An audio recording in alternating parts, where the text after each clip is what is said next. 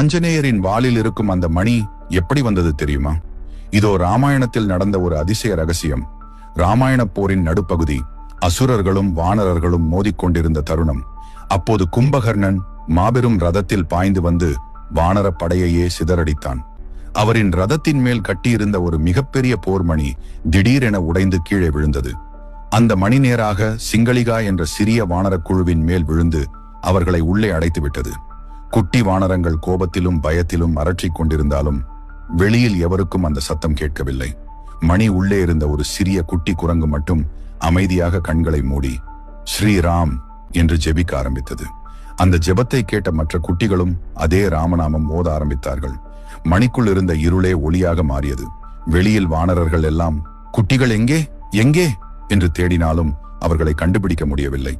அப்போது அனுமான் தனது கூரிய பார்வையால் தூரத்தில் கிடந்த அந்த மாபெரும் மணியை கவனித்தார். மணியை தூக்கி பார்க்க முயன்றார். அதன் உள்ளே இருந்து வந்த ராம ராம என்ற மெதுவான ஜெபம் அனுமானை அதிர வைத்தது.